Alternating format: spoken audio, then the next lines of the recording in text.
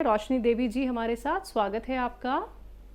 नमस्कार मैम। नमस्कार मैम। नमस्कार भाई साहब। आदाब, जय हिंद। फोन देखते रहते हैं ना, कब भाई आएगा तो इंतजार करते रहते हैं मिलाने के लिए।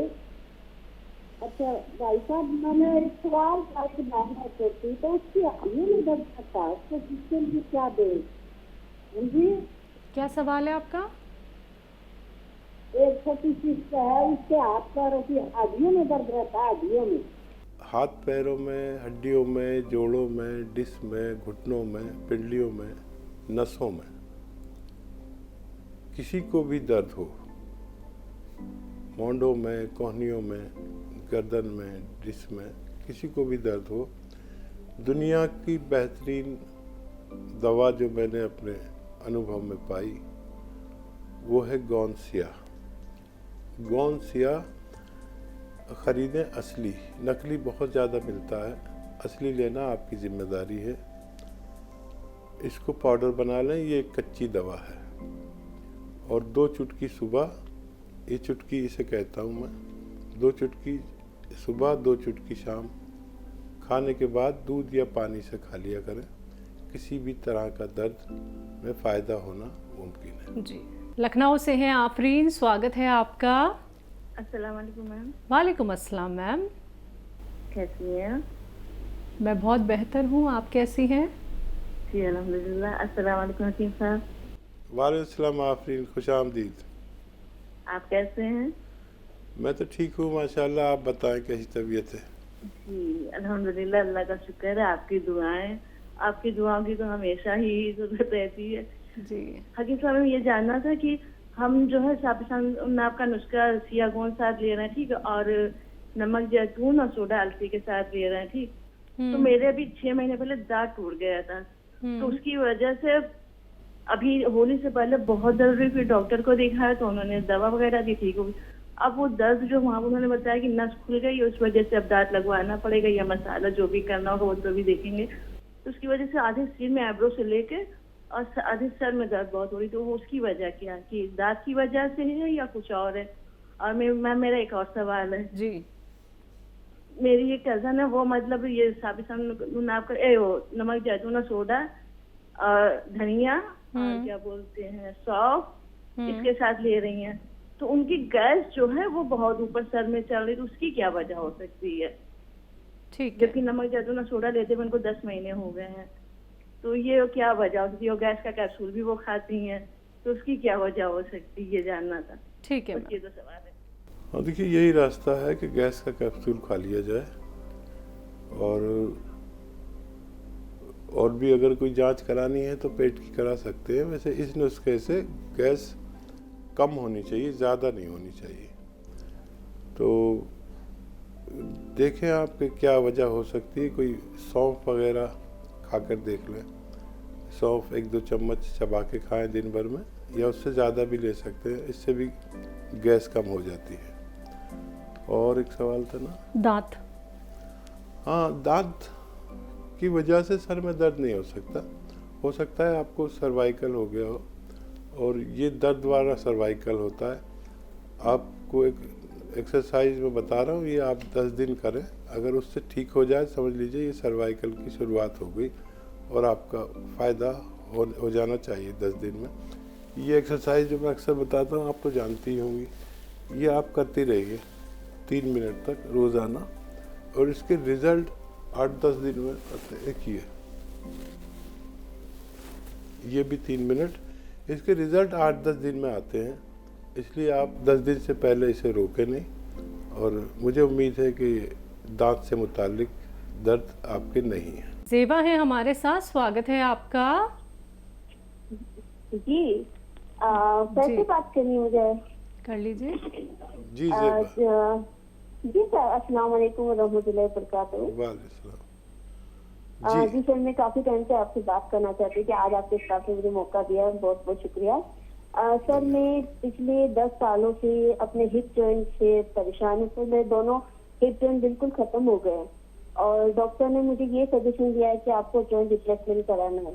और सर अब क्या हो गया है कि अब मेरे हिप जॉइंट को मैं जैसे तैसे आयुर्वेदिक दवाई लेके, आपकी दवाई लेके जैसे थोड़ा सा दर्द कम हुआ। अब मेरे को बैक में पेन आ गया है, बैक बोन भी मेरी बहुत वीक हो चुकी है। MRI कराई, एक्सरे कराई तो डॉक्टर ने बोला कि आपके जो हिप जॉइंट में जो था वो आपके बैक में भी आ गया, बैक भी डैमेज हो रही है आपकी।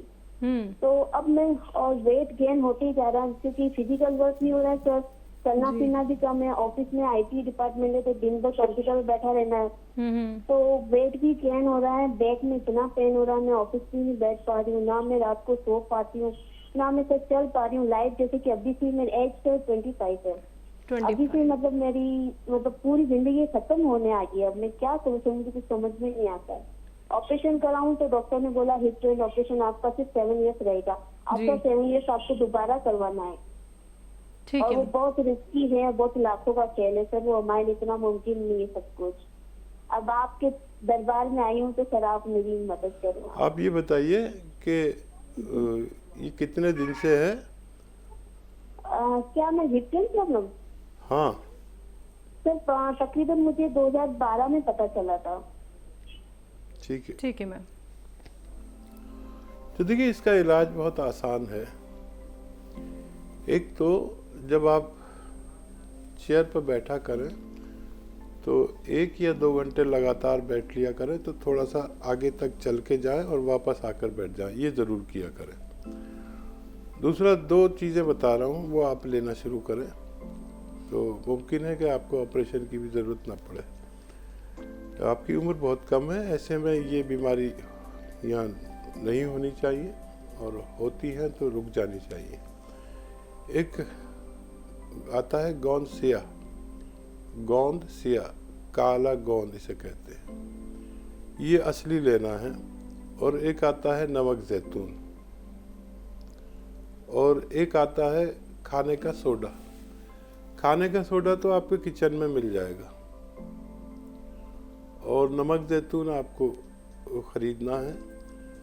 2 चुटकी खाने का सोडा, 2 चुटकी नमक जैतून 1 गिलास पानी में मिलाएं और ये दिन में 2 बार पिए। इससे आपका वेट गेन नहीं होगा और वज़न आपकी कद की ज़रूरत के हिसाब से हो जाना चाहिए। 2 बार या 3 बार आप इसे ले सकते हैं। 2 चुटकी खाने का सोडा, 2 चुटकी नमक जैतून पानी में मिलाकर। और हिप जॉइंट और कमर के लिए आप एक आता है गोंद सिया, इसे काला गोंद कहते हैं, ये आप खरीद लीजिए। ये भी असली लेना ज़रूरी है, ये दोनों चीज़ें नकली बहुत मिलती हैं। तो इसको आप पाउडर बना लें और 2 चुटकी सुबह नाश्ते के बाद, 2 चुटकी रात को खाने के बाद पानी से आप ले सकते हैं, या ये नमक जैतून के पानी से आप इसे 2 बार लेंगे तो आपकी ये परेशानी भी अच्छी होना मुमकिन है। जी, लखनऊ से RB वर्मा जी, स्वागत है आपका। नमस्कार शैलजा जी। नमस्कार नमस्कार वर्मा साहब, बहुत स्वागत आपका। धन्यवाद सर। मेरी पत्नी जो है, इनको फीवर आ रहा था 4 महीने पहले जी। तो इन्होंने मतलब इनको दवा दी गई, इनको जांच वांच कराई गई, सारी जांच यानी CT स्कैन, एक्सरे, हाथ का, पेट का और सब मतलब कराया गया जी। और कई बार बलगम कराया गया, खून की जांच कराई, स्टूल की, यूरिन की, सब कराया गया जी। तो इनको कोई भी चीज बीमारी इनको नहीं डिटेक्ट हुई। केवल इनको हाइपर थायराइडिज्म ये डिटेक्ट हुआ है और जिसमें T4 214 आया। इस समय हकीम साहब ऐसा है कि इनको काफी रिलीफ हो चुका है अंग्रेजी दवाओं से, मतलब रिलीफ तो बहुत है, लेकिन फिर भी अभी फीवर कभी 2-3 दिन के बाद आ जाएगा, पैरासीटामोल ले लेते हैं, उतर जाएगा, फिर 3-4 दिन के बाद थोड़ा आएगा, ये पोजीशन चल रही है। मैंने अभी जो है डॉक्टर जफर को आपके क्लिनिक पर दिखाया था, मतलब बताया था जाकर के पूरी पोजीशन, तो उन्होंने हमको बहुत सी दवाएं जैसे कि P care, yes care, R care, joint foot, A care, Tulsi plus, bamboo plus, हल्दी प्लस, नमक शिवरंजनी, इतनी चीजें हमको दिया है। तो मैं अब आप, और इनको इस समय परेशानी है, हल्का फीवर आता है और खाना खाने के तुरंत बाद लैट्रिन आती है। लैट्रिन ठीक होती है थोड़ी सी मात्रा में, जी। और बाकी तकलीफ इस समय इनको नहीं है। इस समय इनको तकलीफ केवल फीवर की है, जो 2-3 दिन के बाद थोड़ा सा आता है, 99-100 के बीच रहता है, और एक टैबलेट देने के बाद वो फिर 3-4 दिन के लिए मतलब ठीक हो जाता है। और खाने के बाद इनको लैट्रिन थोड़ी मात्रा में होती है। लैट्रिन पतली नहीं होती, लैट्रिन ठीक होती है, लेकिन थोड़ी मात्रा में हर बार होती है जब खाती हैं। तो जी अब इनके लिए जो उचित सलाह है आप कृपया बता दीजिए।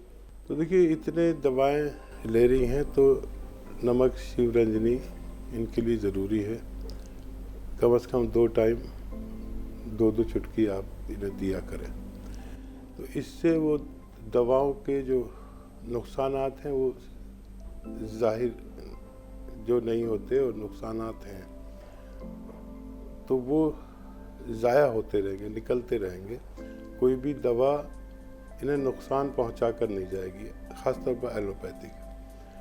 फिर जॉइंट में अगर दर्द है तो जॉइंट फोर्ड दे या एस्केयर दे या टी केयर दे, लेकिन अलग अलग दें, एक साथ ना दें।